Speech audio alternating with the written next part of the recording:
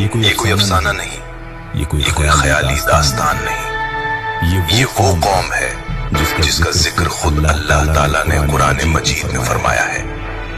یہ قوم تھی قوم عاد، اور ان کا شہر تھا ارم ذات العماد، ستونوں والا شہر۔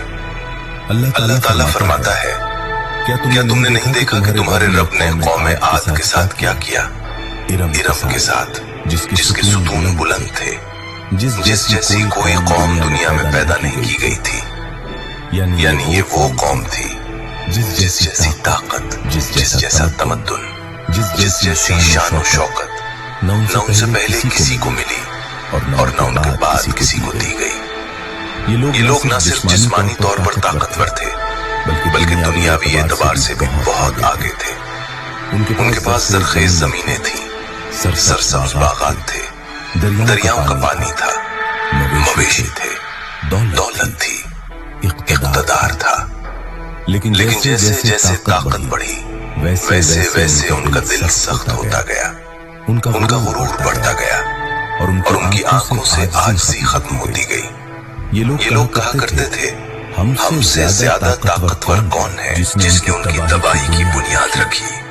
یہ قوم یمن اور عمان کے درمیان آقاف کے علاقے میں آباد تھی، ریت کے بڑے بڑے ٹیلے، مگر ان کے درمیان شاندار شہر اور بلند و بالا عمارتیں۔ یہ لوگ کمزور قوموں پر ظلم کرتے، لوگوں کو غلام بناتے، اپنی طاقت کے نشے میں انسانیت کو بھول چکے تھے، اور سب سے بڑا جرم شرک۔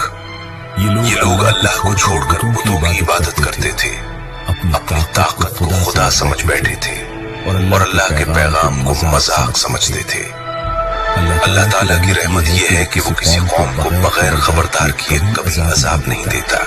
چنانچہ اللہ نے اس قوم کی طرف اپنے نیک اور سچے نبی کو بھیجا، حضرت ہود علیہ السلام۔